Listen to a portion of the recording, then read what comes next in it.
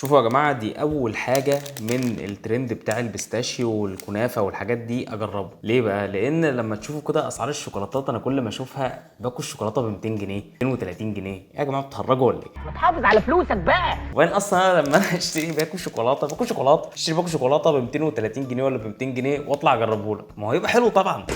مبسوط كده. تمام كله كده. بتاع قد كده اهو ب 230 جنيه، وايه السعر ده؟ بتهرجوا ولا ايه؟ انا دي اول حاجه اجربها. ليه بقى؟ لان انا لقيت سعره 20 جنيه. هات 20 جنيه. ده ايس كريم من فرايداي. المفروض يعني زي ما هم كاتبين كنافه بيستاشيو، طبعا كله صناعي بس هيبقى فيه الطعم. اقول لكم الطعم ده عامل ازاي يعني. طيب هي ده شكلها اهو، هي لونها بيستاشيو، وواضح ان هي فيها يعني مش عارف دي كنافه ولا ايه يعني. هندوق ونقول لكم.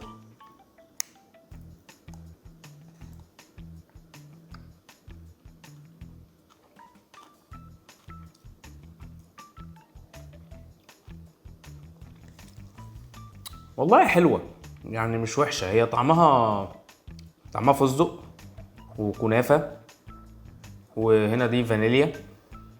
مش وحشه، و20 جنيه يعني مش كتير. مسكره قوي، مسكره قوي قوي قوي.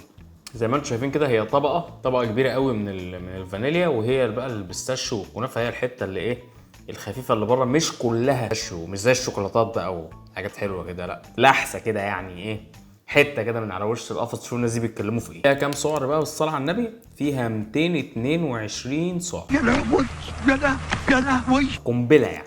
فيها تقريبا 14 جرام دهون يعني عباره عن حته سمنه، فما تكتروش منها يعني.